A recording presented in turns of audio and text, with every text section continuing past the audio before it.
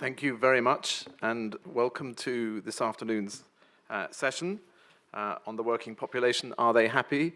I'd just like to introduce myself. I'm Martin Fryer. I'm the director of the British Council here in Korea. I've been here since 2013 and have had the privilege of living and working in Seoul for these 3 years. I've been to the HR Forum in all of those years, and it's a wonderful event, and it's great to see that the Ministry of Education and the Korea Economic Daily are continuing to put on this event. We are very honored to have such a big audience, and I'd like to say hello to the audience outside in the room next door. We're joined by a group there. The topic is one that is much discussed in this country, and indeed in the UK as well, because we have here this afternoon representatives and indeed a goodwill ambassador of a city, of a country, so Copenhagen, Denmark, which has achieved great results in what is now known as the happiness index. And in the UK and in Korea, and indeed in so many countries, there is a greater awareness of the need not to measure just growth rates and prosperity, but also to look at how we perform on an index, if you want to call it that, of happiness, that very important yet difficult to define concept.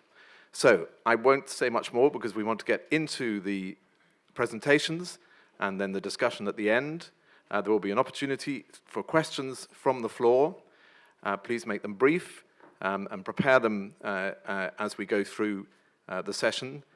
And I'll try and fit in as many as possible at the end. First of all, it's a great privilege to introduce our two speakers and our two discussants. On my left, I think in your third visit to Korea, is that right? Yes. Is Malene Rydahl, who is well known for her book, Happy as a Dane, which I must admit I haven't read, but it is available in Korean and a number of other languages. She has a long and distinguished career in industry, in the hotel and hospitality sector. So she knows all about the workplace and working with other people, but we hope that we'll get some real insights into this extraordinary performance by Denmark and into how, during her working career, she has seen ways in which that can be translated into the workplace. And to her left is Meik Wiking. Hello, Meik. Meik is CEO of the Happiness Research Institute, which is also based in Denmark. And he's just had a new book published in Korean a couple of weeks ago. Is that right, Meik? Yes. On a concept which I think you're going to describe to us. Haigyu? Well done. Your Danish is excellent. My Danish is excellent. Let's leave him to explain what that is. But he has written a number of books on the subject of the topic of this afternoon's discussion. And then I'd like to introduce Dr. Myoungwha Choi. Dr. Choi is now the CEO of her own company. She has a long and distinguished career of her own, working for a number of top companies, some of the big chaebols, including LG and Hyundai, but also started your career in McKinsey, an organization well known for its rather long hours and hard-working culture. It'd be interesting to see how your experience you now translate into advising others on that elusive thing called happiness in the workplace. And last but not least, Dr. Kirak, who is a research fellow from the Korea Research Institute for Vocational Education and Training, KRIVIT, and he has been doing a lot of work, as we'll see from his presentation, on how different countries score on the happiness index. And I think you will be very interested to see from the Korean perspective how he views the progress on this front. And I think you've got some very useful insights on youth employment in the workplace and how organizations and institutions are going to have to change to react and respond to a very rapidly changing work environment, not just in Korea, but all over the world. And I hope we can perhaps touch on that as well. So I'd like to first invite Malene to the stage. We've given you a mic so that you can stand up. You're not going to be sitting here behind the desk. So, over to you, Malene. Welcome. Thank you. Thank you. I'm thrilled to be here with you, and it is my third stay in Korea. And this is the end of the day, so I'm going to start by taking you on a little trip to the paradise of the happiest people. So this is what the weather looks like when you wake up in the morning. This is how you get to work. This is how much you pay in income tax once you've been working all day, 60% after 52,000 euros a year. This is a day at the beach to relax. And then you might think, well, after a day at the beach, you need something else, no? You need the most important things, you need friends. And this is probably what your neighbor will look like, because in this paradise, there are more pigs than people. The country, yes, is Denmark. And Denmark has come out for the past 40 years on top of many of the lists that measure well-being, satisfaction, happiness in the world. Now, these values that I'm going to talk to you about, they're not Danish values. They're human values.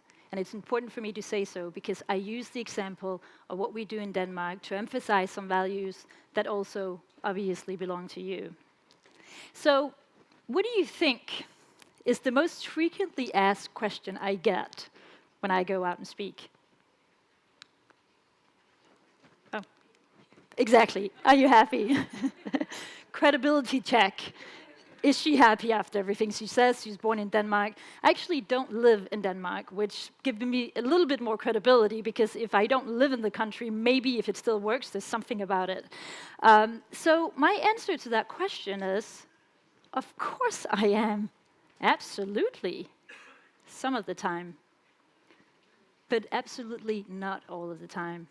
Because what we're talking about, nobody is happy all the time. And society in some way, including the media, are trying to make us believe that we should be so all the time. But what we can try to construct is a good base of well-being. And you can be happy in one of the unhappiest countries as you can be unhappy in a happy country. It's all about you and what you do with your life. Of course, we have predisposed base in Denmark that is very good to live this life. But again, I'm trying to open this reflection up so you don't think that you have to be Danish or live in Denmark to actually listen to this. So why do we care in the terms of management that people are happy? We pay them, shouldn't they just work? I mean, do we pay them to be happy? Why do we care? We care because 87% of people in the workforce today are not engaged in what they do. 24% of these people are actively not engaged in what they do, meaning that they actually do harm every day they go to work. 24%, 87% are not engaged. In Europe, we see 42% of Europeans saying they're unhappy at work, not having a bad day, not having a bad week, unhappy. You have in the UK about 40% of sick leave that's due to stress. So, with these numbers, and apart from that, you have 350 million people suffering from depression all over the world, where only 25% are actually treated. So what can we learn from the Danish people, and why would we take this example? Well, actually, we take the example because 45% of Danish people in the workforce say they're highly satisfied going to work. It makes them happy. Now, if we look at picture, you would imagine the Great Dane, wouldn't you? Great Dane. But in reality, it's the little Chihuahua. The country is this small. It's only 7.08% of the world population. It's a tiny country. But Harvard Business Review, when they reviewed the best CEOs in the world of all companies, This guy won. Completely unknown to the public internationally. His name is Lars Rebien Sørensen. The reason why he came in as number one was because Harvard Business Review actually changed their ratings from being 100% financial to including 20% corporate social responsibility. How do we behave with the people, with the environment? He just became number one for the second year in a row. What happened on this list, and I'm emphasizing these numbers because this is what the big corporations, they look at. They want to be on this list. And this guy used to be number one. He's now number 76. Jeff Bezos from, as you can see, from Amazon, used to be number one for financial results. He was 719 in corporate social responsibility. And this is one of the consequences. We're talking about reputation. Reputation is highly valuable for any corporation. So let's take a closer look at what we can learn from the Danes. And I like to talk about seeds that we can plant because change is never overnight. It's something that you start and then you see it grow if you take care of it. And the first thing I'm going to talk to you about is trust. Now, trust in Denmark looks like this. Babies sleeping in their trolleys outside a restaurant. Well, you would say nobody's watching the babies, and I would say everyone is watching the babies because trust in Denmark is so high that you can actually leave your baby sleeping outside a restaurant while you're having lunch. And I see your faces looking, they're crazy, these Danes. There's 78% trust between Danish citizens, in between citizens. So again, nobody's watching the baby, but everyone is. You have this image in many companies. And in order to build trust, you cannot have children leading companies. And what I mean by that is that we need to treat people like adults. Most management systems and most corporations actually treat people like children. Rules, checking. And if you remember when you're a child, how do you build trust in adults? The only way you build trust is saying what you do and doing what you say. It's a very simple rule that can be applied to everyone. By saying what you do and doing what you say, you build trust in organizations. This, of course, comes from the top, but it also comes from down. And having a behavior where people know that you do what you say and you say what you do. If you change your mind, you actually go out and say it. Trust is an extremely important factor, and this has been measured by one consultancy company called LRN, and they actually worked with the World Economic Forum in Davos, and they presented these numbers. Trust makes people in organizations take 32 times more risk. That leads to 11 times more innovation, and that leads to 6 times more performance. Now, you look at this chart, and you say, that looks good, I want that, but I want the last bit. I want the 6 times more performance. I might want the innovation as well, because that looks good, but I certainly don't want people to take 32 times more risk. But that is how it's born. And this is part of, actually, the journey going to more trust. And it's one of my key points is that trust is trusting people to try things and also to fail. And then innovate and try again and perform. And this, again, has been verified numbers. So let's look at around the world, Netflix. What do you think their policy is for vacation? Unlimited. Go when you want. You're an adult. If you are done, if you feel like your brain is tired, you need a new perspective, go on vacation. What do you think their expense policy would be? Spend it like it was yours. Now, this is what a day out of a week looks like at the Belgian Ministry of Social Security. Okay, we're in public services, and this is what a day looks like? Yes, because in this ministry, the leader decided that productivity was very low. People were not happy. So she decided that 70% of the employees could work from home 3 days a week. Simply sit at home, take care of their babies, take care of their family if they needed to, organize their work as they wanted to. The time in treating a file went down from 18 months to 4.5. 18 months, 4.5, just because people were allowed to have a little bit of freedom, a little bit of trust, work from home. 18, 4.5. Cost went down 8%. Trust, say what you do what you say. Apply it to yourself first. Try to give trust in others. Talk about it, define it. Treat others as adults. Accept mistakes.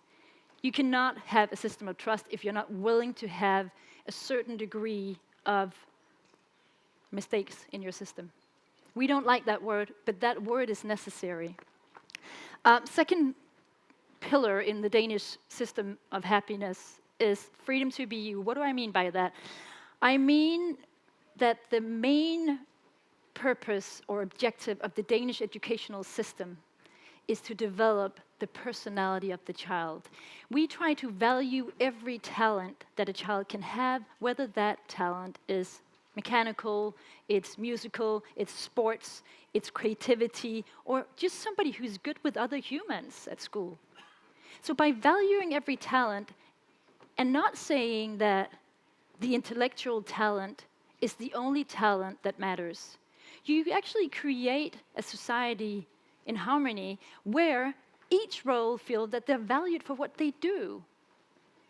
The second part of it is that about 70% of young Danes at 18 years old actually leave home to go and live their own life, because Denmark has a system where we are granted a 760 euro grant for students, but we avoid something that's quite common from parents, is that they project their own ambitions on the children. They don't want to do that. They want to do it well for the children, but sometimes our own fears and our own ambitions, they're just projected on somebody who happens to be our child, who doesn't get to live their own life.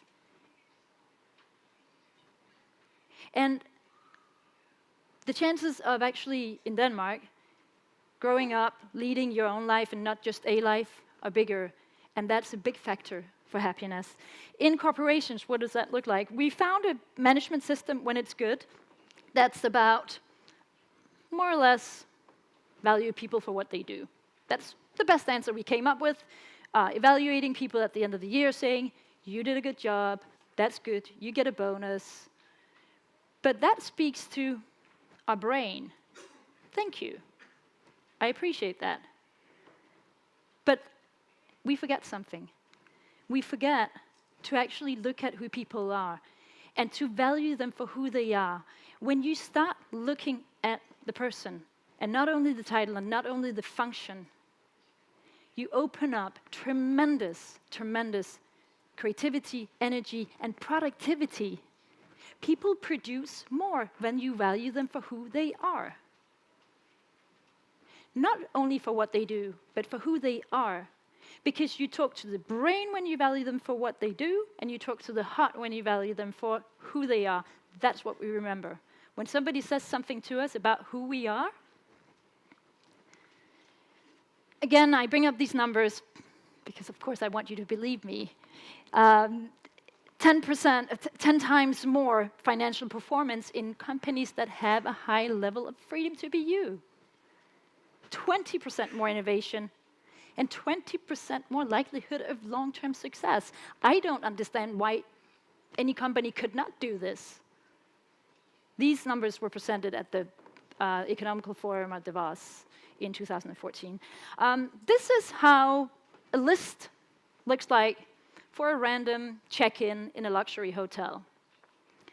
Now, what do you think the chances are that anybody is free to be themselves if they have 24 points to remember on the top of their mind when they look at a person who's being checked in? They're 0. Because you're so busy remembering the 24 points, because what if it's a guest mystery and they're checking me and we don't get our bonus? What if that happens and I didn't do point 19? So we decided in my previous company to forget about this and to let people be free to be themselves and actually do this. welcome a guest like if you're welcoming somebody in your home. That's about being free to be you and actually looking at people. I'm checking somebody in who's a mother who has 2 kids, and she just wants to get the kids into the room, and she wants maybe me to help me or bring up some toys in the room. I'm checking in a businessman who's really busy, who's stressed, who just wants his Wi-Fi to work.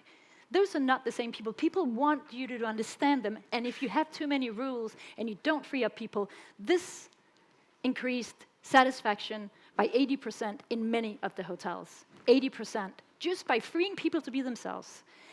Another example, I think you all know this, 3M invented this, the Post-it. 50 billion Post-its are produced every year and sold. It was invented by somebody who was free to be himself. 15% of the time, M3 gave them liberty to work on other projects. Why don't you innovate? Go and find new projects. Google did the same, 20% of the time. In those 20% of the time, some of the innovations, there has been many, but has been Google News, came up from that, and the Gmail. Now, let's sum up on this point. Freedom to be you, and you're probably thinking in our organizations, there's not a lot of freedom to be ourselves, because we have this management system where they're not asking us to do that. And of course, it's more difficult, but I think, and I said this last time I was in Korea, I encourage you to think of this as an individual engagement, and if you don't dare in your system to do it yourself, if somebody else does, please support them. Because in many cases, you're thinking, oh, I'm not going to be the one who's going to speak up, but if somebody has the courage, at least don't knock them down. Because the change will happen that way, because it will happen if people start supporting people that speak out, people that try things. And we need the support. The people that dare, they need it. They really need it. So what can you do to apply freedom to be you? It's in management, in your careers, consider the person before the title. Let empathy be your guide. Listen to people. Take the time to understand who they are, not only what they do. Why would that person, sometimes, most cases actually, you probably know this, if you don't, I'll tell you right now, arrogance, insecurity. If people are arrogant, it's because they're insecure. Once you figure this out, you look at people a little differently, and you start thinking, oh, well, that person it seems that he's arrogant, but actually he's really insecure. And if you try to look into people a little bit, and I know that in your culture there are more barriers and that you're not as direct as we are in Scandinavia, but just sit down, take the time to try to understand just a little bit and try to get that human element in. What people do is important, but who they are is really important. Purpose. Why are we here? Why do you get up in the morning and go to work every day? Do you know? Because if you don't, that's where you lose the engagement. And most of the time when I ask this question, people look at me, they go like, of course I know, to pay my rent. But that's not a valid answer. It's not a valid answer because it can't be engaging. And one of the problems that we have today is that a lot of people don't know why they go to work. They don't have a higher purpose of actually going to work and spending most of the time awake in a job. Let's go back to Denmark. This is not money she just made. Well, it is money she made, but this is her going to the tax authorities, paying taxes. 7 out of 10 Danes are actually happy paying very high taxes. Now, why is that? Why would somebody want to pay 60% tax of money they made? Because they feel part of a common project being the welfare state in Denmark. They feel that they participate in a project with purpose. Purpose meaning equal opportunities, purpose meaning taking care of everyone. So they want to pay this money. They want to pay the taxes because they feel part of the projects. not victims of the system. Part of the system, not victims of the system. And this is a really, really key message in terms of management. Because when you have your employees feeling that they're part of a greater project with a purpose where they actually contribute to the world, what do we contribute with? Do we just produce products and then people consume them, and then actually in the end of the day we're just polluting the earth? Is that what we do? Is that what we were put on earth to do? So having that sense of actually participating in something. And this is the company of the CEO who won the best CEO in the world, Novo Nordisk. He made the statement, if we wind up curing diabetes and it destroys a big part of our business, we can be proud. Say, is he still in his seat? I mean, he wants to cure the business that they work for. This is the business of the company. They sell insulin. But I tell you what, the people that work for Novo Nordisk, they feel this as a proud mission to be part of. And this is not the only thing, but in the course of time, I'm not going to go into details, but the company actually, for the people who like numbers, made 4.6 billion euros in net benefit in 2015. This is another Danish company called ISS. They have more than 500,000 people working for them across the world. This is how they look at what they do. They do cleaning and maintenance. So one of the jobs that you would consider to have very maybe low purpose, you clean offices, factories. But the people working at ISS don't see it that way. And do you know why they don't see it that way? Because the company don't see it that way. They consider that people should be free when they go and clean offices, when they go and clean factories, to actually take initiative. A couple of years ago, they said, well, why don't you figure out how would you clean, if this was your home, how would you clean the office? What would be a good idea? You're the one on the site, you should come up with initiatives. And actually, if we save money, we'll give you 50% of whatever you save. Try. If somebody tries something in this company, they get an award. They celebrate taking risk. 500,000 people around the world. I'm going to give the example on France. France has 28,000 people working for ISS, 28,000 people. Turnover in this industry is very high, because if you clean in one office or the others, does it really matter? I don't know, But at ISS, it's only 12%. 35, 12, same job. People want to stay. So purpose is about defining your purpose in a meaningful project. If you know why you're there, helps a lot to be happy. Try to embody the values and lead by example. Whatever you think, try to act that. And value the importance of each role in the organization. The receptionist is as important as you are. They're just different roles. The person cleaning your office is just as important. She's just in a different role. And it's the whole project that makes sense in the end. And my last statement on this example or inspiration from the Scandinavian model, as you can see, it's not only in Denmark they do it, it's all around the world. And numbers have been proven that in terms of management, in terms of leading corporations, this works. It gives innovation, productivity, and performance, including financial performance. And many of you are managers working corporations, and the only thing I can say, and I do know that the system is more difficult, but my last word will be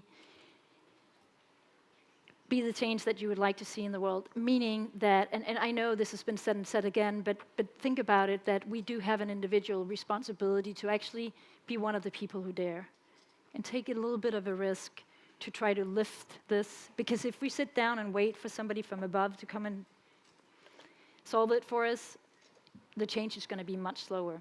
It depends on all of us, including me. Thank you.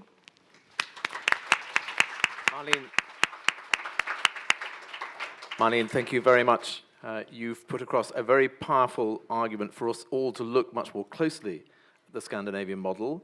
Following on from that, I'd like now immediately to ask Meik Viking to come to the stage. Meik, I know you've got some charts. Stand a little bit to the left, perhaps, of the screen when we see the charts. Meik. Great. So is this on? 감사합니다. Thank you. So as Martin said, my name is Meik Viking, and I'm the CEO of the Happiness Research Institute in Copenhagen. And our work revolves around 3 questions. How do we measure well-being? Why are some people happier than others? And how do we improve quality of life? Once we answer those 3 questions, I can retire. And it's not going to be anytime soon, I'm afraid. We work for cities and governments around the world. Actually, one of the latest clients we signed was the United Arab Emirates in the Middle East. They are the 7th richest country in the world. And as Martin mentioned, well, there are different governments now working with well-being and happiness. The UEA are one of the richest, but now they also want to become one of the happiest in the world. Their ambition is to be one of the top 5 countries in 2021. They are currently 28th, but they've just appointed a new female Minister of State for Happiness to help them improve. Anyways, I completely agree with Malene's points, and you sort of had the focus on companies. What I want to talk a little bit about now is the role of governments in creating happy workers, because we have a responsibility to be the change we want to see in the world, as Malene says. Companies also have a responsibility, but I believe that governments also have a big responsibility. And I want to cover 3 points I think we can learn from the Danish example in terms of creating happy employees. First, we should focus on the least happy. My point is, if we look at the countries that do best, for example, in the World Happiness Report, and we have published 4, or the UN have published 4 by now. Denmark has been first place 3 of those times. Once Switzerland got us. But usually it's actually not just Denmark, it's all the Nordic countries that does really well. Denmark, Finland, Norway, Iceland are always in the top 10. That is, of course, just the rankings. If we look at the actual numbers behind the rankings, we get this picture. The rankings are based on questions like, how happy are you all in all? How satisfied are you with your life? Or imagine the best possible life you could lead, or the worst possible life you could lead. Where do you feel you stand right now? Maybe on a scale from 0 to 10. When we have those questions, Denmark usually have an average of 7.5. And so does the rest of the Nordic countries. Switzerland, Holland, Canada also ranks in the top. Now, I put in the countries in this region, and as you've already seen, Korea is a little bit further down the list. I'll get back to that later on.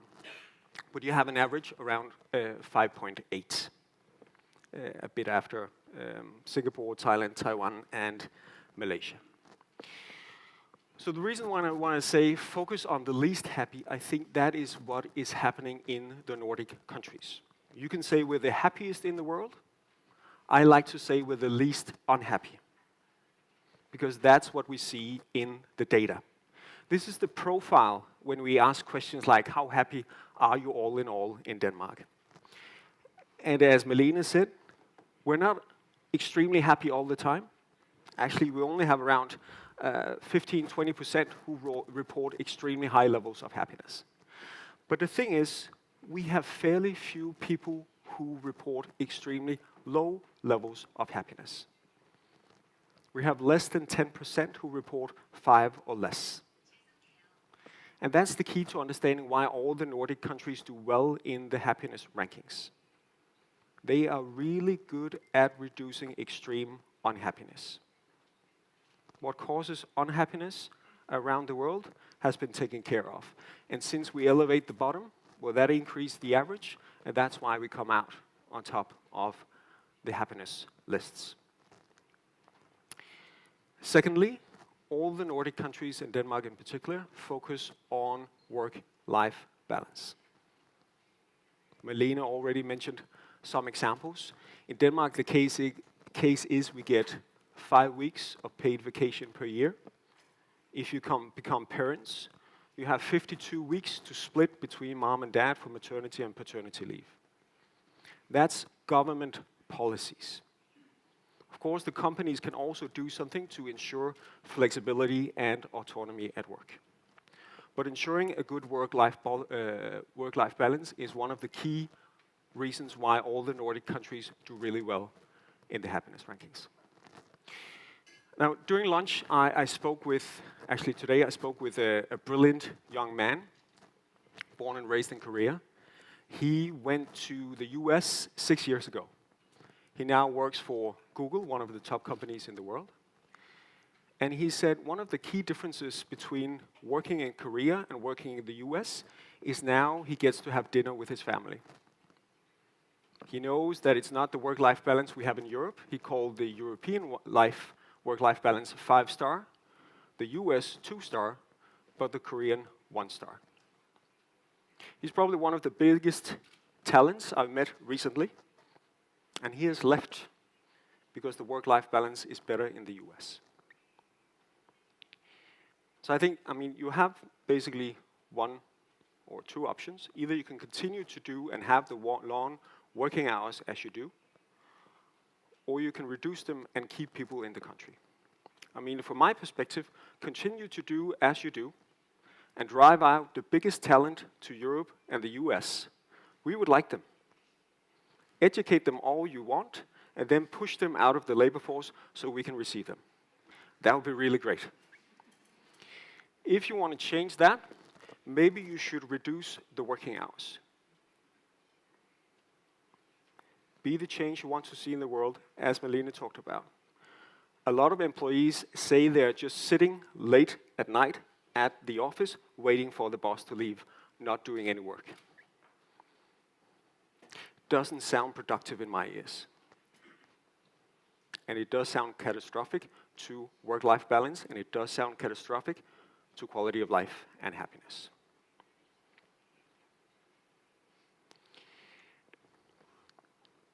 Also, it's interesting to see when we look at the relationship between age and happiness over time.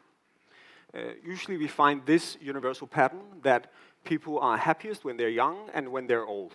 It's sort of mid-40s that people reach rock bottom. Now, the bad news is that we don't necessarily get happier as we grow old. The thing is also that happiness has a positive effect on our health. So actually what we're seeing here is just that the least happy people die off, and that increases the average. So that's the bad news. But this is the global trend. When we look at the pattern in Denmark, we don't have the same dip mid-life. One of the reasons why we have this drop is that it's midlife. We have a lot of pressure to pursue our career, but also to maintain our family. Because of the good work-life balance conditions in Denmark, we get this picture instead. We don't have the same drop in happiness midlife. Thirdly, I want to focus on mental health. And I know it is a difficult subject.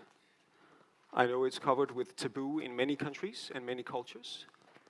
And I'm sorry to be like the gloomy happiness researcher. But I think this is actually really, really important, especially in this context. What we see is that Denmark and the other countries that do fairly well in the happiness rankings have a high consumption of antidepressants. Now, this is for some people seen as a paradox. Are we happy but also depressed? I like to point at the other end of the scale, actually, when I'm presented with that question. Because, as you know, Korea and Estonia and Hungary have some of the lowest levels of consumption of antidepressants. Now, does it mean that people are not depressed in Korea? Or does it mean that people are depressed and not getting treatment? I think it is scenario 2. At least that's what the data tells me when I look at the global suicide rates. Korea is second. There's only one country in the world that has higher suicide rate in this one. Just to zoom in, you're here. Denmark is below OECD average. Of course, I think we should be even lower. But you have the second highest in the world. You have the highest in the developed world. Now, the suicide rate is how many people out of 100,000 commit suicide.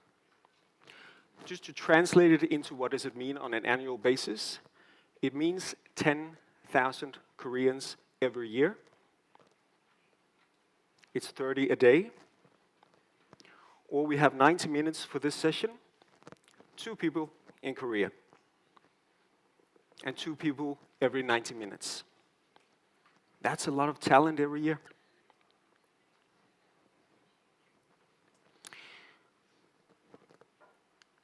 We used to be at that level in Denmark.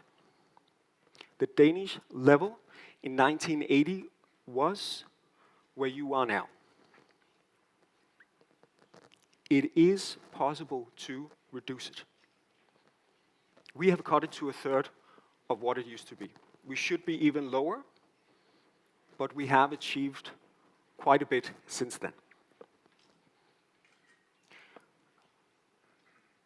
It's a government responsibility. It's also a company responsibility to address mental health. It's going to be one of the most expensive public diseases in 2020. And also from a pure moral human perspective, this is something we need to address. I hope we can all agree on that. One of the reasons why Denmark achieved a decline in suicide rates was that we started talking about it. You need to start addressing it. You need to start talking about it. You need to remove the stigma there is around mental illness. In Denmark, I think one of the greatest things that happened in the last few years was a group of celebrities talked about on national television what kind of mental illnesses they have been dealing with. Schizophrenia, depression, anxiety. People look up to, came forward, talked about mental illness. There's no reason why mental illness should be a stigma any more than breaking a leg should be a stigma. We see it all over the world. It's part of life, and it should be addressed, especially in this country. I also want to finish off on a more positive note. Because, I mean, what you have achieved in terms of growth, in terms of increasing wealth and standard of living in this country is purely amazing. I mean, over the past generation or two, you've gone from one of the poorest to one of the richest countries in the world. Well done. Now, I think the key challenge for you, but pretty much for every developed country in the world, is to find out how do we convert wealth into well-being. You've gotten tremendously richer. Now is the time to figure out how do we get happier. How do we transform standard of living into quality of life? That's the main question for you guys, for my country as well, and for the rest of the Western world. And I think the country that solves that will not only turn wealth into well-being, but I think in turn we will also be able to turn well-being into wealth. Because I think that solution will be something that every country, every company, every person would be like to invest in. So, 감사합니다. Thank you very much, Meik. I think it's been very useful to have a perspective from the role of government. We'll come back to a summary at the end. I'd like to move on, though, and invite Dr. Myoungwha Choi, one of our 2 discussants, who will now give us a 10-minute presentation. And we look forward to hearing your perspective, having heard our two guest presenters. Thank you. 네, 소개 감사드립니다. 저는 한국말로 하도록 하겠습니다. 앞서서 덴마크가 어떻게 해피하게 워커들을 만들었는지 이런 얘기 들었는데요. 뭐 사회적인 어떤 제도도 있을 수 있고 국가적인 차원의 어떤 서포트 이런 부분 많은 이야기들이 있을 수 있겠습니다만 저는 그 중에서도 특히 기업이 어떻게 노력해야 되는지 기업 내에 어떤 프로세스, 어떤 시스템 아니 어떠한 프랙티스가 변해야 되는지 오늘 그 얘기를 좀 해보고자 합니다. 굉장히 오랜 시간 동안 한국 기업에서 일을 했습니다. 그렇기 때문에 그때의 어떤 좀 실질적인 경험을 바탕으로 해서 저희가 최소한 이 부분에 대해서 이야기해 볼 수 있는 어떤 화두를 던져보는 그러한 자리를 갖고자 합니다. 한국 기업들은 아시다시피 어떤 조직적인 일체감, 동질성, 그리고 수직적인 의사결정 체계, 그리고 굉장히 빠른 실행력 이런 거를 중심으로 해서 굉장히 빠르게 성장을 해왔습니다. 그게 한국 대기업들이 가진 주요한 경쟁들의 원천이었고요. 그 결과 지금 글로벌 시장에서 굉장히 뛰어난 그런 성과를 보이고 있습니다. 하지만 그 안에서 일하는 워커들이 그만큼 어떤 경제적 부유에 따라가서 해피했느냐 이건 완전히 다른 리절트를 보이고 있죠.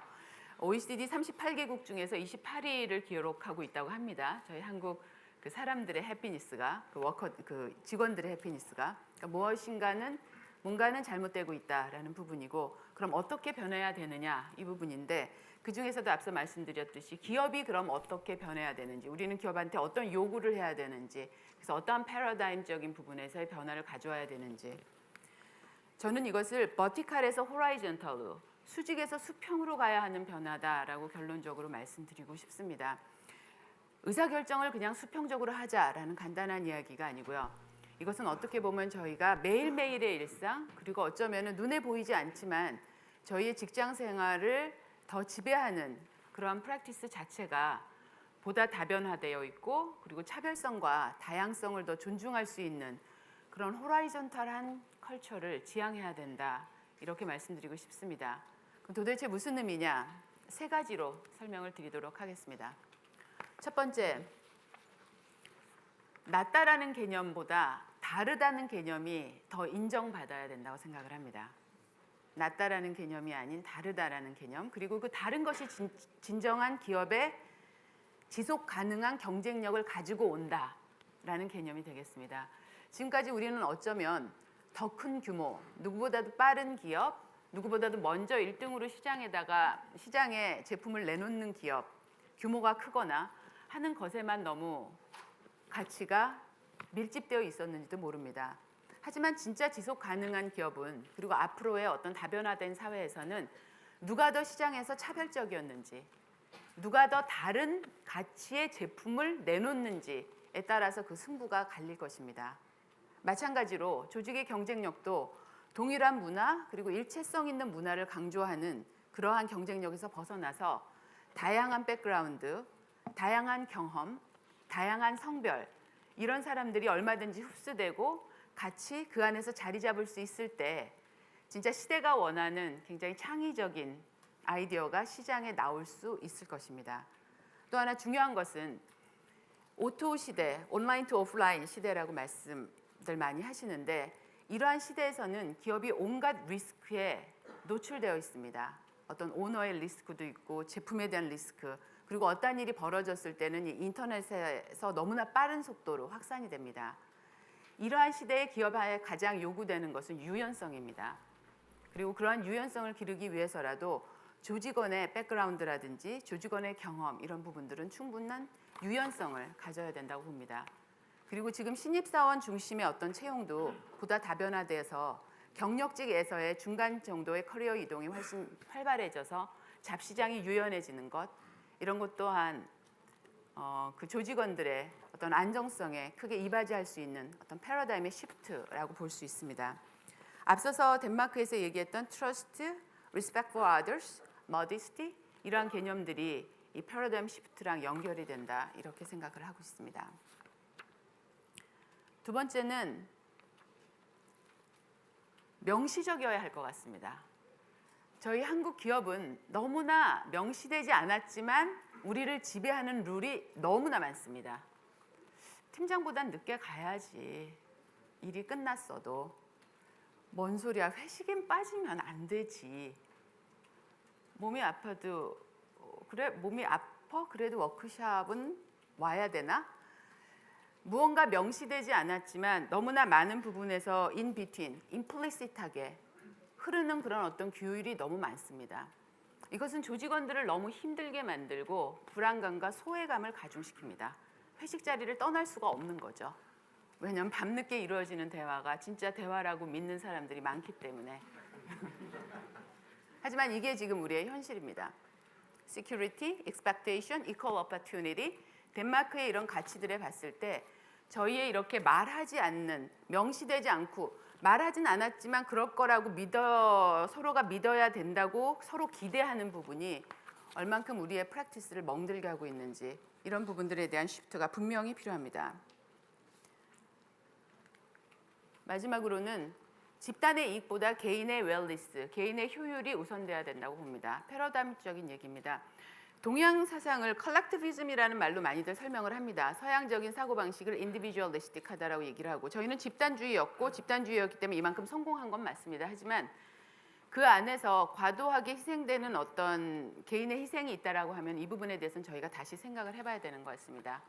위에서 찍어 내려오는 제품의 출시 날짜, 여러분 잘 알다시피 최근에 벌어졌던 독일 자동차 회사의 연비 조작 사건의 경우에도 사실은 그 조직이 갖고 있는, 그 회사가 갖고 있는 상명하달식의 어떤 조직 문화, 그렇기 때문에 그 실무자들은 얘기를 할 수 없었던 그런 상황에서 위에서의 그 원하는 것만 딜리버 되다 보니까 그런 엉뚱한 일이 벌어졌다, 이렇게 미디어들은 보고를 하고 있습니다.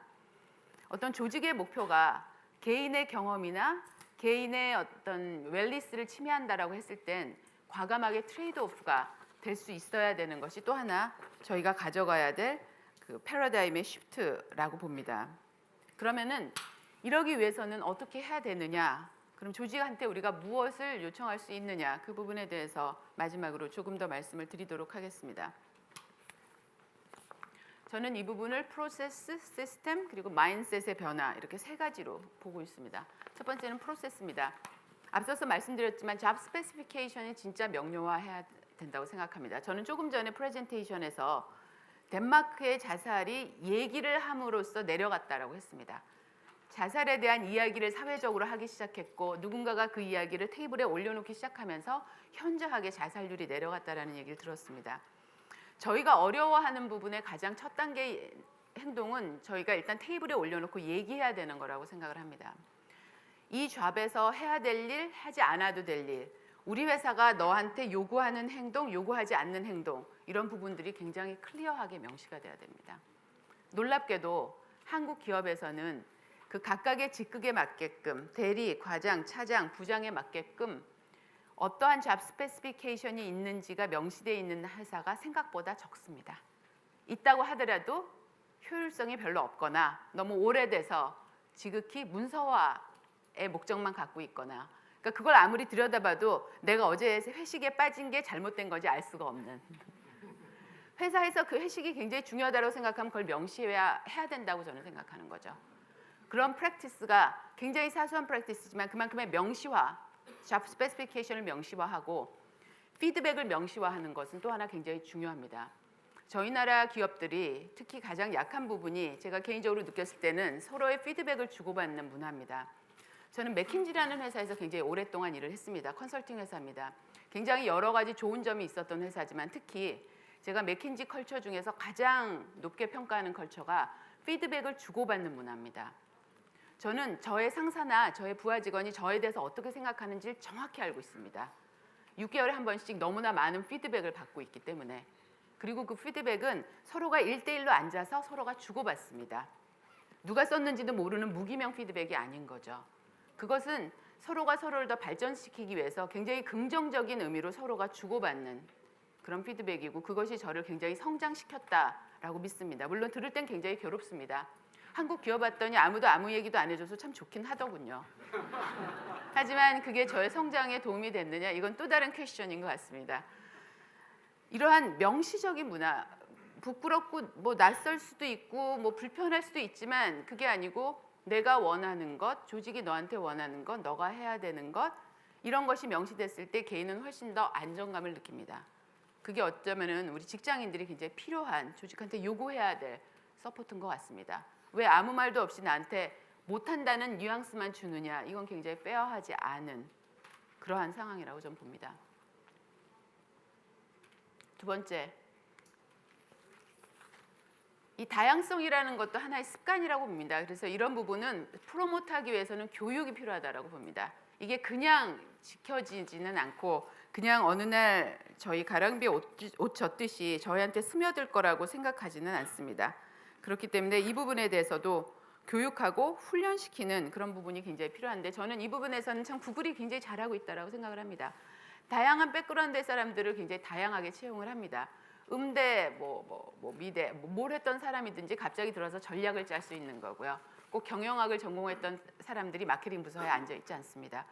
그들의 어떤 그런 다양화에 대한 실험, 그것이 조직을 어떤 리스크에서 굉장히 지켜주는 유연성이 될 거라고 저는 생각을 합니다. 그리고 그것이 그 기업이 가져가는 지속 가능한 어떤 성장의 원칙이 될 수 있을 거라고 봅니다. 그리고 저희 지금 직급적으로 나와 있는 그런 커리어 패스도 롤적인 부분이 훨씬 더 강조가 돼야 된다고 생각을 합니다. 사원부터 임원까지의 어떤 직렬적인 롤은 여전히 있지만 그 옆에 어떤 전문가 집단으로서의 획렬적인 롤들이 반드시 있어야 되고요. 그 롤들도 자신의 분야에서는 의사개진을 하고 그들의 의사가 굉장히 중요하게 결정에 관여를 해야 됩니다. 그렇기 때문에 탑에서 제품을 언제까지 출시해 해서 억지로 출시했다가 리콜하고 단종하는 이런 일은 없어져야 한다고 생각을 합니다. 마지막으로 이 모든 컬처럴 트랜스포메이션에는 탑이 가장 핵심이라고 봅니다. 저는 두산이라는 기업에서 잠깐 일을 했었습니다. 그때 두산 기업은 어떤 사람 중심의 기업의 크레도를 정립하고 있던 시절이었습니다. 저는 무엇보다도 그때 탑이 보여줬던 어떤 커미트먼트 그리고 탑 그 회장님 자체가 그것을 실천하고 그것을 레인포스하기 위해서 보여줬던 그런 모범적인 부분이 그런 혁명, 그런 변화를 굉장히 성공적으로 이끄는데 키웠다라는 것을 옆에서 이제 지켜볼 수 있었습니다. 2주 휴가를 가라. 우리는 일할 땐 일하고 놀 땐 놀겠다. 2주 휴가를 가라라고 아무리 얘기를 해도 임원들은 자리를 뜨지 않습니다. 뜨지 못하기도 하고요. 회장님이 직접 짐을 챙겨서 2주 동안 사무실을 비우실 때야 비로소 이제 조직이 하나씩 따라가게 되는 것 같습니다. 어떤 탑의 어떤 서포트, 그 탑이 이 호라이즌털 다이버시티야말로 서스테이너블하다라는 걸 인정하는 것. 당장의 어떤 일체적이고 동질적인 부분이 가시적이고 간단한 성공을 가져올지 모르지만 지속 가능하게 10년, 20년을 가겠다라는 것은 이러한 일체성보다는 차별성, 남보다 낫다라는 게 아니라 다르다라는 것, 그리고 다양성에 대한 과감한 시스템적인 지원, 이런 것들이 조직을 살찌울 것이라는 믿음, 그리고 그 안에 개인을 더 행복하게 할 수 있을 거라는 믿음, 이러한 부분들이 지금 현재 저희 한국 기업에서 필요한 생각의 변화가 아닌가 싶습니다. 감사합니다.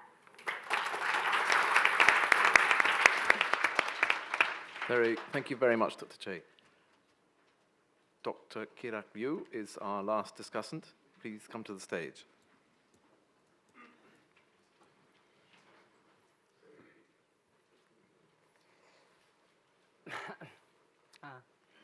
Thank you very much for your kind introduction.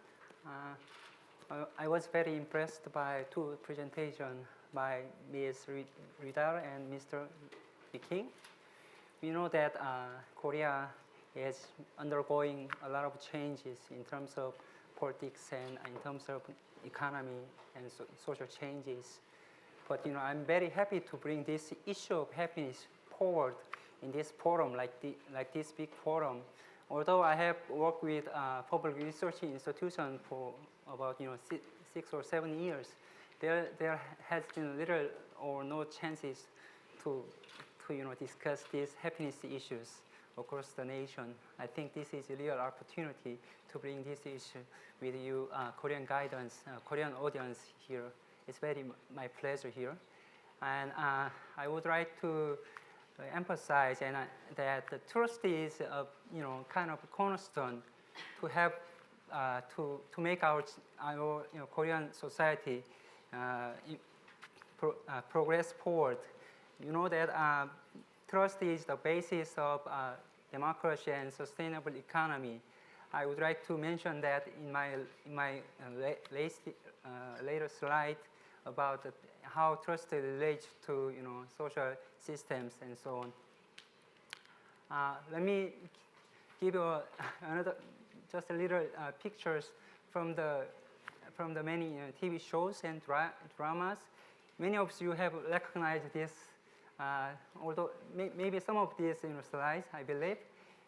The title of this slide is Eating Alone. So you may recognize this. It's getting more popular in Korean community. Boarding Alone, you may have heard of Boarding Alone. It's a very popular book by political scientists in America.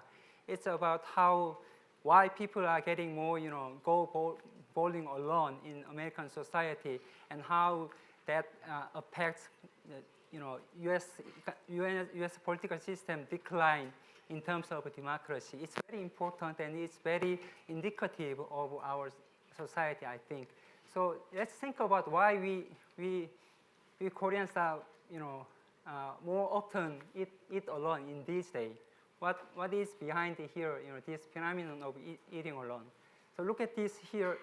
If you look at this here, this is a test of your degree of lone diner here. So this is level 1. You eat alone at home, and then you eat alone in convenience store.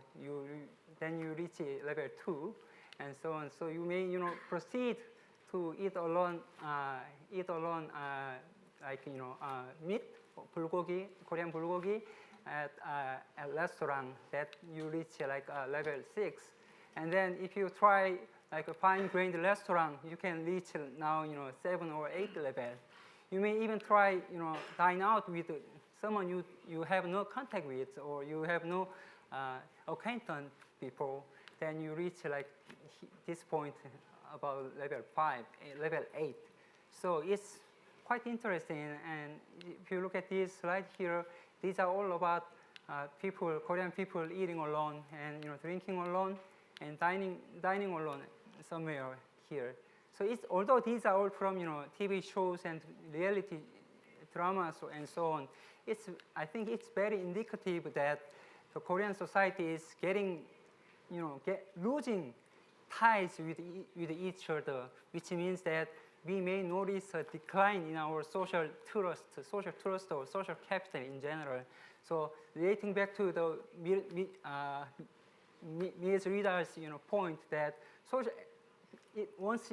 if we believe that social trust is the backbone of our democracy and our economy, that signals a very there is something significant going wrong in our country. So that's why I bring this slide in my first presentation here. Did you get my point? So I mean, I think the point that social capital is the base of our economy and our democracy, but we are kind of losing our social capital, which is indicative of this eating alone or dining alone is getting more popular in our society. That is, I think, my point here. And then going back to the point of how happiness relates to our work or work environment in general, these are just a scatter plot of happiness scores by hours worked across main OECD countries. As we know that Korean people work over than 2,000 hours per year, which is very far away from Denmark here. They only work like about 1,500 hours per year, and then they feel very happy compared to us, right? So that we know that to get more happier, we need to work less, as pointed out by Ms. Wiking, right? So we need to work less. We need to come up with a solution how to reduce our working hours in general. It's not a personal matter. I think it's a public initiative. There should be a public support to reduce this working hours across the nation. This is, I think, one point that we can draw from the two presentations earlier. The other point is that how happiness scores also relate to work practices here. The horizontal bar refers to the extent of the work environment, meaning that how much discretion or autonomy you have in your at your workplace, and how often you cooperate your teammates as a team or as a group. So once you work more, once you work in this kind of work practices, work environment, you feel more likely to be happier as many Danes here, right? But in Korea, we work in a less high performance friendly work environment currently. So we stay here below the average. So there's a clear positive relation between how we work and how we feel, how much we feel happiness in general. So this is another problem and another issue. So we need to bring more change to make our workplaces more comfortable and more, to make employees feel more happier and more committed in their own work. This is another message I would like to mention in this slide. So I think the conclusion that I make is that trust is the backbone of the social changes in Korea, as noted by two presenters, and then kind of public support for reducing work hours is also another issue, and then to have our work environment more employee friendly is going to be another agenda for us to achieve. I think this is my conclusion. Thank you. Thank you very much, Dr. Ryu. I'd like to thank all four speakers. I think we should move straight on to opening this up to the floor. Please address, if you could say who you are, put your hand up. We have a microphone going around. And please make it clear that you're addressing the question either to the whole panel or to one individual. And as I mentioned at the very beginning, because we're very short of time, we've only got 22 minutes, we would appreciate it if you keep your question quite short and to the point to allow the discussion to start. Who would be happy to put their hand up first? Any volunteers either in the room or out of the room, in fact? Okay, there's a question at the back. Sir, if you could say your name. Thank you for your lecture, and my name is Sang-hoon. And I have a question for both of you. And what should Korea change or do something act about to get much happier? There are many things happened in Korea, and you mentioned we have high suicide rates, but high education quality, but we're not that happy as that much. So how should Korea do the things? Sang-hoon, you were addressing that to our two visitors from Denmark. Both of Malene, Professor All right, Malene, but Meik. please contribute as well. Who would like to answer first? I can Malene. go first. It's a big question, and I think I'm going to go back to what I just said. I think there are several levels. Of course, ideally, and maybe Mike will address this, ideally there will be government initiatives. Ideally, companies will change the way they recruit and the way they manage. But I think waiting for that, what you can do, you asked the question, is that you can try to be part of that change by cultivating the seeds of trust, of the freedom to be you and other people's freedom to be themselves, and creating purpose or looking for purpose or asking for purpose in what you do. And in terms of concrete initiatives, there are many things, and again, I'll let maybe Mike address the more political things, but I like to consider this as partly an individual responsibility that we all have to actually be initiators of this process of change in terms of how we can become happier, not only as individuals, but also as a group. And so the answer is going to be back to the same three pillars. It's trust, it's the freedom to be you, and it's feeling individual responsibility for the common project. So you're not only a victim of the system, you're also part of it. Meik.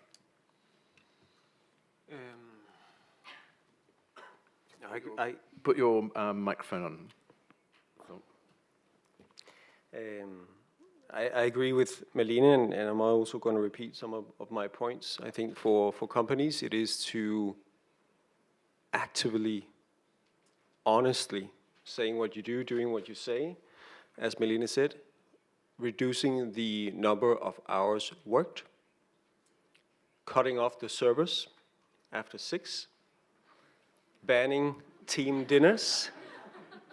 Well, you laugh, but Volkswagen in Germany, one of the biggest car producers in the world, they have cut off their servers after hours because they don't want managers or employees to feel obligated to check their email.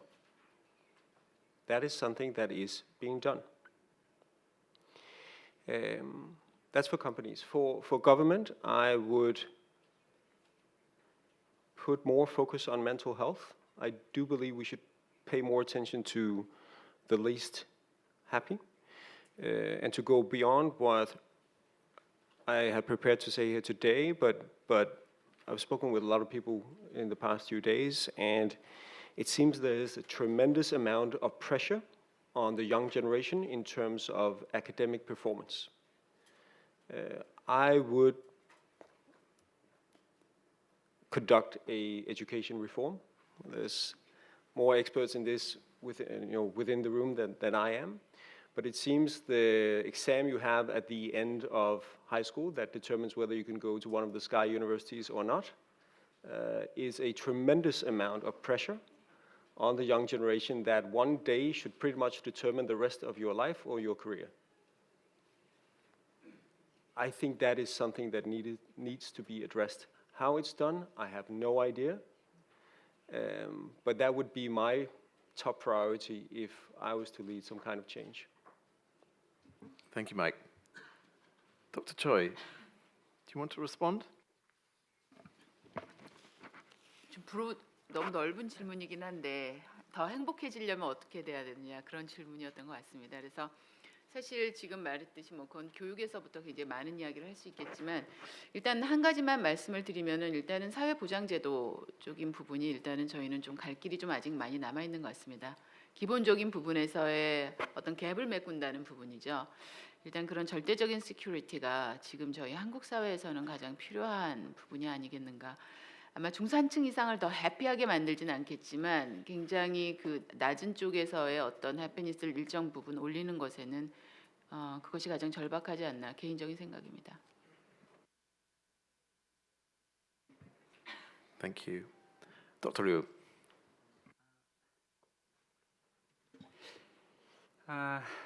글쎄요, 너무 어려운 질문입니다. 오늘 주제와 연결시켜서 말씀드리자면 그 트러스트 문제가 굉장히 중요한 것 같습니다. 물론 말씀하셨던 어떤 그 노동시장이나 복지 제도는 당연히 필수적인 거고요. 근데 우리가 지금 일련의 어떤 사태에서도 보듯이 한국 사회의 어떤 조직도 그렇고 정치도 그렇고 많은 문제의 원인은 타자를 상대방을 믿지 못하는 것 그리고 우리의 제도를 믿을 수 없다라는 어떤 불신이 굉장히 크거든요. 그 불신의 어떤 신호가 아마도 저는 이제 앞에서 슬라이드에서 보여준 것처럼 혼술 혼밥 쪽이 늘어나는 어떤 것으로 나타나지 않았나라고 해석을 하고 싶습니다. Okay, thank you very much. Who would like to ask a question? Okay, I'll take the gentleman in the white shirt first, and then there's a lady at the back. Could you give us your name and ask your question and address it either as the panel or to an individual? Okay, I'm Kwan Jung Yoon. I'd like to ask a question to Meik. So at your last slide of the presentation, the commit suicide rate was so high in Denmark. So what was the reason, and what the people started to reduce the suicide rate at that time? Yeah, thank you. That's a great question. Meik. So several things happened. I don't know whether the rest of you remembered, but we cut the rate from around 32 per 100,000 to 11, so reduced it to a third.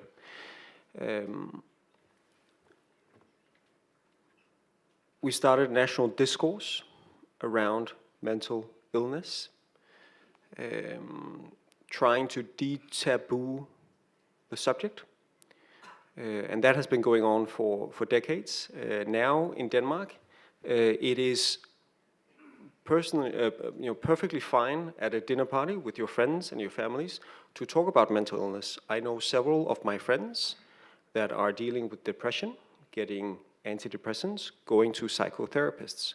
That is a normal conversation subject, as normal as it would be to talk about if somebody has a severe disease like cancer. Mental illness is talked about, it is addressed. That is the first thing. To talk openly about it, that it shouldn't be a stigma. Also, I can say here now, we have had mental illness in my family. Bipolar depression are some of the examples. That is perfectly fine. Secondly, of course, there's been investment in prevention. Suicide hotlines have been put in place where people can make distress calls. We know from studies that suicide is sometimes a non-planned activity. It's something that that you suddenly decide to do. And that is also why the third reason has had some significance, is that the methods that people have applied for suicides, for example, taking pills, have become or have been made less mortal. Meaning that earlier in the 1980s, you could buy 300 pills at a time. Now, if you, let's say you use 300 pills over 3 years, on a normal consumption. Let's say 1 year from now, you decide to take your life. One afternoon, boom. You still got 200 pills at home, which would be enough. Let's assume that. Now it has been changed so you can only buy 60 pills at a time. Of course, it means that you'll have to go to the pharmacy more often, but it also means that the risk of you having enough pills to have a successful suicide is lower, because the number of pills you would have at any time in your home is reduced. Is it the perfect solution that we make people less able to commit suicide? No, but it has helped, and it's part of the solution. Thank you, Mike. Next question, please. Could you pass the microphone to the lady in the white? There you are. 안녕하세요. 저는 성균관대학교 교육학과 학생입니다. 여기 계시는 모든 연사분들께 질문 드리고 싶은데요. 이제 아까 잠깐 교육이 언급됐었지만 한국 사람들이 행복하지 못한 이유는 이제 성공의 기준이 행복에 있지 않다고 생각을 한다거나 아니면 본인이 행복할 자유가 없다고 느끼는 것, 이런 여러 가지 이유가 있을 것 같은데요. 그걸 어떻게 이제 학교 현장에서부터 학생들에게 교육을 통해서 제공할지에 대해서 여쭈고 싶습니다. 감사합니다. Should we start with Dr. Choi? Do you want to respond to that?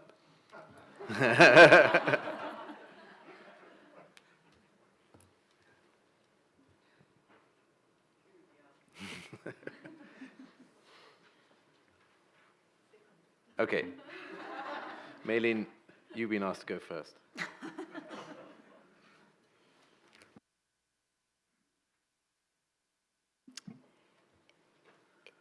It's a long process, and I think the Danish system, where the focus is on the development of the personality of the child, of course, helps you become who you really are inside. And I do believe that the distance between what you become and who you really are is actually the space for unhappiness. The further you are away from who you feel like you are inside, the more unhappy or depressed you potentially will be or could be, because you don't maybe see the purpose of what you're doing, because it's not you. Now, in terms of your educational system, it's very difficult for me to come up with a solution because I don't know it well enough, but it has shown that, and I think it's partly the reason why we have this solid base of well-being in Denmark, that we're more able to choose what we want to be. And I think there's also a huge potential in the educational system valuing every talent. And I said this in my presentation, but I do really believe that it's important, because one of the reasons why everyone is striving to be number one and they want an intellectual education, it's because that's the way it's valued in the system. And so if you could open up the educational system so that manual work, mechanic work, and human work is valued the same way as intellectual work, that would be the best gift probably to your educational system, so that somebody who has a human talent, who wants to take care of other people, I actually think that the heroes in our society today are people that show kindness and empathy and help others. Those are my heroes. They're not the best ones, they're not the ones that make the most money. And you know, you're a student, and I think in the conception we have today, in order to get success, there's a huge difference between having success, what we qualify as success, and leading a successful life for you. So when people sometimes tell me, people or show me cases of people, oh, he has a lot of success, I say, really? But what kind of success? The ones that we look from outside, that we judge, or the success where you feel good inside? And that conception is wrong, not only in Korea, by the way, in many countries around the world. Thank you, Malene. Dr. Choi. 굉장히 좋은 질문을 하셨습니다. 그리고 저도 사실 아이가 둘이 있는 이제 엄마 입장이다 보니까 어떤 교육이라는 부분이 저희 뭐 항상 관심사일 수밖에 없는데요. 저는 그러니까는 외국 친구들 만나거나 아니면 오늘 같은 이런 전문가들 만났을 때 한국 교육에 대해서 가장 많이 받고 흔하게 받는 질문이 딱 하나인 것 같아요. 뭐냐면은 왜 이렇게 한국 사람들은 다 대학을 들어가려고 하느냐? 너희는 왜 그렇게 특히 또 좋은 대학을 그렇게 들어가려고 하느냐? 외국 사람들의 눈에 볼 때는 그 현상이 너무 기하학적인 거죠. 이상한 거죠. 밤 10시까지 그 13살짜리, 14살짜리 애들을 학원으로 계속 돌리는 것이. 근데 저는 이렇게 봅니다. 그 말콤 그 책 유명한 아웃라이어라는 책이 있지 않습니까? 거기서도 보면은 만 시간을 우리가 쏟아붓고 베스트가 되는 그런 얘기를 하는데, 그거를 바탕으로 해서 지금 오바마 대통령은 또 한국의 어떤 교육 정책을 굉장히 칭찬하기도 하셨어요. 이런 harsh하게 뭐 정말 밤 10시까지 학원을 보내면서도 엘리트를 길러내는. 그럼 이게 무슨 얘기냐면 저는 이렇게 봅니다. 그러니까 엘리트, 소수의 엘리트를 길러내고 집중적인 교육을 하는 거는 맞는 것 같아요. 그리고 그 사람들이 어떠한 그러한 롤에서 또 어떤 그러한 역할을 하는 게 맞는 것 같고요. 그거 자체를 없애자는 건 아니고, 다만 그거를 전 국민이 다 해야 되는 지금의 교육 제도가 잘못된 거죠. 그러니까 뭐냐면 내 아이는 어느 정도인데 내 아이의 그 능력이나 그거에 상관없이 모두 다 엘리트가 되게끔 하는 교육 체제에 지금은 들어가 있다라는 거거든요. 그래서 우리 아이도 우리 아이의 능력에 상관없이 전교 1등 하는 애랑 똑같이 밤 11시까지 학원을 도는 거죠. 저는 이게 잘못됐다라고 보는 거고, 그러기 위해서는 어떤 게 변해야 되느냐, 굉장히 다양하게 석세스하는 케이스가 보여야 된다고 생각을 합니다. 고등학교를 나왔더라도 직업학교를 나온 다음에는 굉장히 뭐 평생을 잘 살 수 있는 모습이 점점 더 많아져야 되는 거고, 뭐 어떤 다른 자신의 재주로 아니면 다른 어떤 학원이나 하여튼 여러 가지 지금처럼 한 방향으로 가는 게 아니라 굉장히 다양한 채널에서 다양한 성공 사례들이 나와야만 이 부분이 해소되지가 않나, 저는 그렇게 생각합니다. Thank you, Dr. Choi. We have time for another question. There's a gentleman at the back. His hand was up first, I'm afraid. And then followed by you, sir, if we have time. 예, 안녕하세요. 그 사업을 지금 하고 있는 이원희라고 합니다.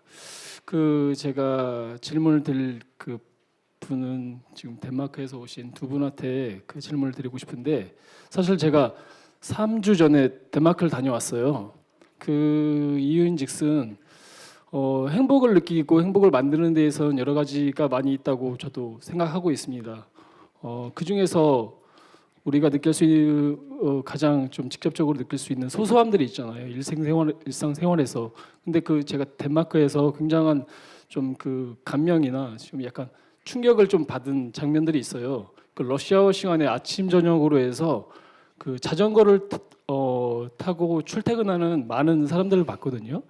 그 전에서부터서도 인터넷이나 아니면 그 작가님의 책을 그 읽어서도 느낄 수 있었고 알 수도 있었지만은 직접 보니까 그 장면들이 굉장한 충격으로 저한테 다가오더라고요. 그러면서 또 생각을 하게 되더라고요. 저분들이 왜 이렇게 바쁜 시간에 자전거를 타면서 출퇴근을 하는지, 그러면서 그 모습이 굉장히 좀 서두르거나 그러지 않았던 것 같아요. 되게 행복감을 가지면서 그 자기가 출퇴근을 하는 그 장소로 이동하는 것 같았었는데, 그래서 좀 되게 궁금하더라고요. 그분들이 왜 그 자전거를 열심히 타게 되는지. 그게 사실 제가 어떤 책이나 매스컴에서 읽어본 바로는 그 자전거를 타는 그 사실 자체에서도 행복을 느낄 수 있었다고 하더라고요. 그게 정말 그래서 그런 부분이 사실인지, 또 그런 이유가 제일 큰 이유가 될 수 있는지 한번 여쭤보고 싶습니다. Mr. Lee, thank you for that question. Malene, Mike, have you got an answer? I think it's definitely part of the reason. The reason why we love our bikes, and we do it to such extent, that 50% of us living and working in Copenhagen, we use our bikes to get to work. I'm one of them. We use our bikes because it's fast, it's convenient, it's cheap, and we get exercise. Now, cars will take your money and make you fat. Bicycles will make you slim and are free. I don't understand why anyone would like to ride around in cars instead of bicycles. But the reason why we also love them is because there's been a lot of investment in bicycle infrastructure. I travel a lot with work. There is, I think, no other city I've visited this year, and I visited around 20 cities, that I would dare to ride a bike. I would not dare to ride a bike in London. I would not dare to ride a bike in New York. I might dare to ride a bike here because you have quite wide sidewalks. Is it allowed to ride a bike on the sidewalk? No. Okay. Somewhere. But there is massive investments in cycling infrastructure in Copenhagen, and they are prioritized. When we get snow, it's a priority to clear the cycling paths before they clear the roads for the cars. So you are treated as a first-rate citizens, where in a lot of cities, pedestrians and cyclists are treated as second-rate citizens. Cyclists have right of way when there's a car. It's cyclists that are allowed to go first. So it's public policies, it's public investments that makes us love our cars, which of course reduces our energy consumption, it reduces obesity, and it's just fun. So yes, they make us very happy. I think you meant what makes us like our bicycles. You confused the car Sorry? with the bicycle. That's right. No, it was a slip of the tongue, and Okay. you mentioned the car again. That's why we love the bicycles. Okay. Yes. Malene, very quickly. I think I have little to add to that. I think it was a very complete answer, but there's also been studies on actually the time of transporting yourself to work is linked to how you feel in the sense of well-being, and again, it's practical, and there's a certain freedom as well in the bicycle. You don't have to park, and you can easily go, and then you don't have to wait for the bus if it's public transport. So it goes again with the same values as we talked about. Thank you. I'm afraid we really are up to the wire now. We've only got 40 seconds before we finish. I want to say this, for me, it's been a very stimulating, interesting discussion, and thank our four speakers. A round of applause for the four of them, please.